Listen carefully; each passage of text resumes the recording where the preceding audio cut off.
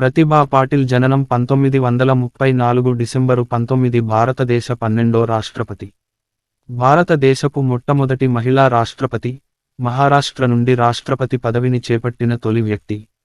ఆమె 2007 నుండి 2012 వరకు భారత రాష్ట్రపతిగా బాధ్యతలను నిర్వర్తించింది. ఆమె రాజస్థాన్ గవర్నరుగా 2004 నుండి 2007 వరకు తన సేవలనందించింది.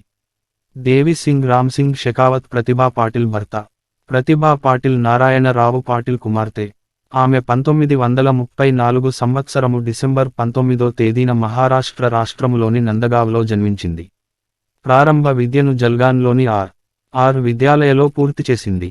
తరువాత ఆమె జల్గాన్లోని మోల్జీ జత్నా కళాశాల పూణే విశ్వవిద్యాలయం అనుబంధంలో రాజనీతి శాస్త్రం, ఆర్థిక శాస్త్రం అంశాలలో ఏలు చేసింది. ముంబై విశ్వవిద్యాలయ అనుబంధ కళాశాల అయిన ముంబైలోని ప్రభుత్వ న్యాయ కళాశాలలో బి.ఏ.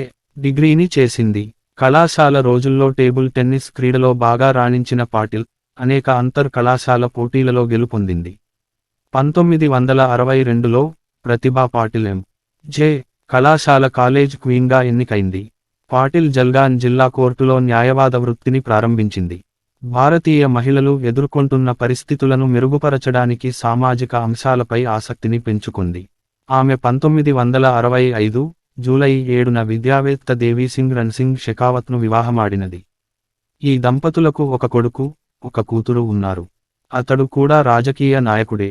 రాజకీయ జీవితం 1962లో తన 27వ ఏట ఆమె మహారాష్ట్రలోని జలగావ్ శాసనసభ నియోజకవర్గానికి శాసనసభ్యురాలిగా ఎన్నికై రాజకీయ జీవితాన్ని ప్రారంభించింది.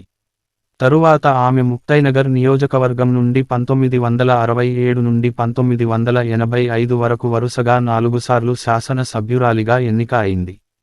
1985 నుండి 1990 వరకు పార్లమెంటు సభ్యురాలిగా రాజ్యసభకు ఎన్నిక అయింది.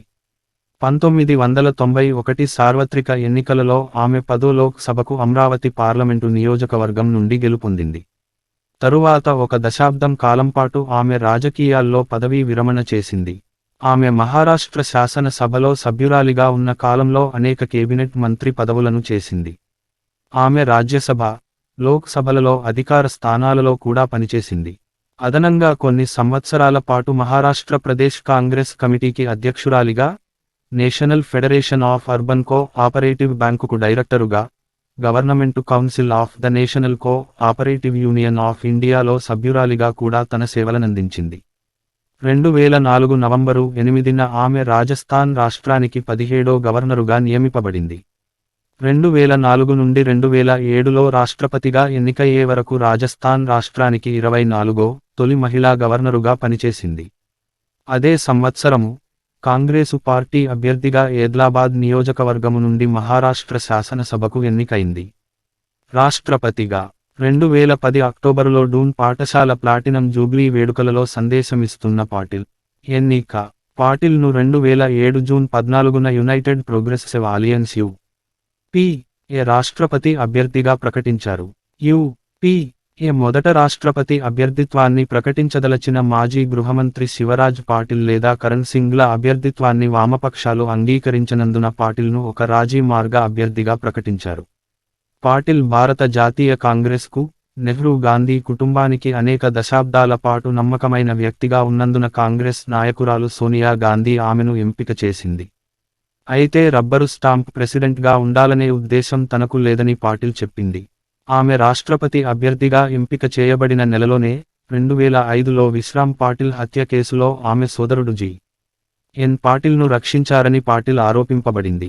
జల్గావ్ జిల్లా కాంగ్రెస్ కమిటీ అధ్యక్షుని ఎన్నికలో విశ్రామ్ పాటిల్ జి.ఎన్. పాటిల్ను కొద్ది ఓట్ల తేడాతో ఓడించాడు. ఆ సెప్టెంబరు నెలలో విక్రమ్ పాటిల్ హత్యకు గురయ్యాడు. విశ్రామ్ పాటిల్ వితంతువు జి.ఎన్. పాటిల్కు హత్యతో ప్రమేయం ఉందని ఆరోపించింది. ఆమె ప్రతిభా పాటిల్ ప్రభావం నేర పరిశోధనలో ఉందని ఆరోపించింది. ఆమె ఆరోపణలను 2009లో కోర్టులు తిరస్కరించాయి. కానీ 2015లో జి.ఎన్. పాటిల్ పై నేరం మోపబడింది. ఈ సమయంలో ప్రతిభా పాటిల్ జోక్యం చేసుకున్నారనడానికి ఏ ఆధారం లేదు. అధ్యక్ష పదవి అలంకారప్రాయమైనది కావడంతో ఈ ఎన్నిక సాధారణంగా వివిధ రాజకీయ పార్టీల మధ్య ఏకాభిప్రాయంతో జరుగుతుంది. సాధారణ పరిస్థితులకు విరుద్ధంగా ఈ ఎన్నికలో పాటిల్ ప్రత్యర్థిని ఎదుర్కొన్నది. ఆమె ప్రత్యర్థిగా భారతీయ జనతా పార్టీ నుండి వచ్చిన అప్పటి ఉపరాష్ట్రపతి బైరాన్ సింగ్ షెకావత్ ఉన్నాడు. షెకావత్ స్వతంత్ర అభ్యర్థిగా నేషనల్ డెమోక్రటిక్ అలయన్స్ NDA చే మద్దతు పొందాడు. ఈ వర్గం భారతీయ జనతా పార్టీచే నడుపబడుతుంది. అయినప్పటికీ పాటిల్ మరాఠీ మూలాలు కలిగి ఉన్నందున NDAలోని శివసేన పార్టీ పాటిల్కు మద్దతునిచ్చింది. అధ్యక్షురాలిగా పాటిల్ను వ్యతిరేకించేవారు ఆమెకు చరిష్మా లేదని, అనుభవం, పరిపాలనా సామర్థ్యాలు లేవని ఆరోపించేవారు. ఉన్నత స్థాయి రాజకీయాలకు దూరంగా ఆమె గడిపిన సమయాన్ని వారు ఎత్తి చూపారు. ఆమెకు అతీంద్రియ శక్తులపై ఆమెకున్న నమ్మకాలను చనిపోయిన గురువు దాదా లేఖ్రాజ్ నుండి తనకు సమాచారం అందుతుందనే నమ్మకం వంటి వాటిని వారు ప్రశ్నించారు. ఆమె 1975లో చేసిన వంశపారంపర్య వ్యాధులు ఉన్నవారిని క్రిమిరహితం చేయాలి అనే వ్యాఖ్యను ఎత్తి చూపారు. ఆమె అమరావతి పార్లమెంటు సభ్యురాలిగా ఉన్నప్పుడు MP లార్డ్స్ నిధుల నుండి 3.6 మిలియన్ల డబ్బును ఆమె భర్త నడుపుతున్న ట్రస్టుకు బదిలీ చేశారని ఆరోపించారు. ఎంపీలు వారి బంధువులచే నిర్వహించబడే సంస్థలకు నిధులను అందించడం ప్రభుత్వ నిబంధనలను ఉల్లంఘించినట్లని ఆరోపించారు. పార్లమెంటరీ వ్యవహారాల మంత్రి పాటిల్ MP లార్డ్స్ నిధుల మూలంగా ఎలాంటి తప్పు చేయలేదని, ఉపయోగించిన నిధులను భారత comptroller and auditor general of India audit చేసిందని తెలియజేశాడు. పాటిల్ 2007 జూలై 19న ఎన్నికలో గెలిచింది. ఆమెకు 2/3 ఓట్లు వచ్చాయి. భారతదేశ మొదటి రాష్ట్రపతిగా 2007 జూలై 25న ప్రమాణ స్వీకారం చేసింది. కార్యాలయంలో ఆమె రాష్ట్రపతిగా ఉన్న కాలంలో అనేక వివాదాలను చూసింది. 35 మంది అభ్యర్థుల మరణ శిక్షను ఆమె జీవిత ఖైదుగా మార్చి రికార్డు సృష్టించింది. హోం మంత్రిత్వ శాఖ సలహాను పరిశీలించిన తర్వాత పిటిషనర్లకు అధ్యక్షుడు క్షమాభిక్ష పెట్టడాన్ని అధ్యక్ష కార్యాలయం సమర్థించింది. ఆమె విదేశీ పర్యటనలకు ఎక్కువగా డబ్బు ఖర్చు చేసినట్లు, ఏ ఇతర పూర్వపు అధ్యక్షులు ఇన్ని పర్యటనలు చేసి ఉండలేదని గుర్తింపబడింది. కొన్నిసార్లు ఆమె కుటుంబం 11 మంది సభ్యులతో పాటుగా విదేశీ పర్యటనలు చేశారు. ఆమె 2012 మే నాటికి 22 దేశాలకు 12 విదేశీ పర్యటనలు చేసింది. ఈ మొత్తం ప్రయాణాల ఖర్చు 205 కోట్లు 2.05 బిలియన్లు. కుటుంబ సభ్యులను పర్యటనలకు తీసుకొని వెళ్లడం అసాధారణమైనది కాదు అని విదేశీ వ్యవహారాల మంత్రిత్వ శాఖ తెలిపింది. రాష్ట్రపతి పదవీకాలం 5 సంవత్సరాలు. పాటిల్ జూలై 2012న పదవీ విరమణ చేసింది. పూణెలో 2,60,000 చదరపు అడుగుల మిలిటరీ స్థలంలో పదవీ విరమణ భవనాన్ని ప్రభుత్వ నిధుల నుండి నిర్మాణానికి ఉపయోగిస్తున్నట్లు ఆరోపించబడింది. సాంప్రదాయకంగా భారత రాష్ట్రపతిగా పదవీ విరమణ చేసిన వ్యక్తి న్యూఢిల్లీలో ప్రభుత్వ కల్పించిన వసతి గృహంలో గానీ లేదా తన స్వంత రాష్ట్రంలో ఉన్న గృహంలో గానీ ఉండాలి. కానీ ప్రభుత్వ ధనంతో పదవీ విరమణ గృహాన్ని నిర్మాణం చేయడం ఇంతకు ముందు ఎప్పుడూ సంభవించని చర్య. ఆమె పదవీ విరమణ చేసిన తరువాత అధికారిక ప్రభుత్వ కారుకు, తనకు గల ప్రైవేటు కారుకు కూడా ఇంధన అలవెన్సు పొందుతున్నట్లు ఆరోపించబడింది. నిబంధనలలో స్పష్టంగా ఏదో ఒక దానికి మాత్రమే అలవెన్సు తీసుకోవాలని ఉంది. ఆమె తన అధికార పాత్రలో వచ్చిన అనేక బహుమతులు కూడా స్వంతం చేసుకుంది. తరువాత వాటిని బలవంతంగా వెనుకకు తీసుకోవడం జరిగింది. వ్యాపారాసక్తులు.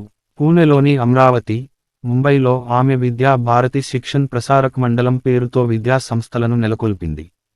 ఆమె న్యూఢిల్లీ, ముంబై, పూణెలలో పనిచేస్తున్న మహిళల కోసం శ్రమ సాధన ట్రస్టు పేరుతో వసతి గృహాలను నెలకొల్పింది. ఆమె జల్గాన్ జిల్లాలో గ్రామీణ విద్యార్థుల కోసం ఇంజనీరింగ్ కళాశాలను స్థాపించింది. ఆమె ముక్తాయినార్ వద్ద సంత్ ముక్తాబాయి సహకారి శక్కర్ కార్ఖానా పేరుతో ఉన్న సహకార చక్కెర ఫ్యాక్టరీకి సహ వ్యవస్థాపకురాలు. అదనంగా ఆమె ప్రతిభా మహిళా సహకారి బ్యాంకును స్థాపించింది. ఆ బ్యాంకు లైసెన్స్ను భారతీయ రిజర్వ్ బ్యాంకు రద్దు చేయడం వలన ఫిబ్రవరి 2003న మూసివేయబడింది. ఆ బ్యాంకులో ఆమె బంధువులకు అక్రమ రుణాలను ఆ బ్యాంకు మూలధనం కంటే ఎక్కువగా ఇచ్చినందున ఆ బ్యాంకు లైసెన్స్ను రద్దు చేశారు. ఈ బ్యాంకు నుండి తన స్వంత చక్కెర ఫ్యాక్టరీకి కూడా రుణాలు అందించింది కానీ ఎప్పుడూ తిరిగి డబ్బు చెల్లించలేదు. బ్యాంకు ఈ రుణాలను రద్దు చేసింది. దీని ఫలితంగా లిక్విడేషన్కు దారితీసింది. 1994 నుండి బ్యాంకు వ్యవహారాలలో పాటిల్ ప్రమేయం లేదని భారత జాతీయ కాంగ్రెస్ తెలియజేసింది. కానీ ఇండియన్ ఎక్స్ప్రెస్ రిపోర్టర్ ఆమె ప్రమేయం గూర్చి అధికార పత్రాలను 2002 చివరలో చూపాడు. నిర్వహించిన పదవులు. ఆమె జీవితంలో అనేక అధికార పదవులను అలంకరించింది. వాటిలో కాలం స్థానం 1967 నుండి 72 డిప్యూటీ మంత్రి, పబ్లిక్ హెల్త్ ప్రొహిబిషన్, పర్యాటకం, హౌసింగ్, పార్లమెంటరీ వ్యవహారాలు, మహారాష్ట్ర ప్రభుత్వం. 1972 నుండి 74 కేబినెట్ మంత్రి, సాంఘిక సంక్షేమం, మహారాష్ట్ర ప్రభుత్వం. 1974 నుండి 75 కేబినెట్ మంత్రి, పబ్లిక్ హెల్త్, సాంఘిక సంక్షేమం, మహారాష్ట్ర ప్రభుత్వం. 1975 నుండి 76 కేబినెట్ మంత్రి, ప్రొహిబిషన్, రిహేబిటేషన్, సాంస్కృతిక వ్యవహారాలు, మహారాష్ట్ర ప్రభుత్వం. 1977 నుండి 78 కేబినెట్ మంత్రి, విద్య, మహారాష్ట్ర ప్రభుత్వం. 1979 నుండి 1980 ప్రతిపక్ష నాయకురాలు, మహారాష్ట్ర శాసనసభ. 1982 నుండి 85 కేబినెట్ మంత్రి, అర్బన్ డెవలప్మెంటు, గృహ నిర్మాణం, మహారాష్ట్ర ప్రభుత్వం. 1983 నుండి 85 కేబినెట్ మంత్రి, సివిల్ సప్లైస్, సాంఘిక సంక్షేమం, మహారాష్ట్ర ప్రభుత్వం. 1986 నుండి 1988 డిప్యూటీ చైర్మన్, రాజ్యసభ. 1986 నుండి 88 chairman, committee of privileges, Rajya Sabha. Business advisory committee సభ్యురాలు, రాజ్యసభ. 1991 నుండి 1996 chairman, house committee, Lok Sabha. 8 November 2004, 2007 June 23 Rajasthan governor. July 25, 2007, 2012 July 25 భారత రాష్ట్రపతి.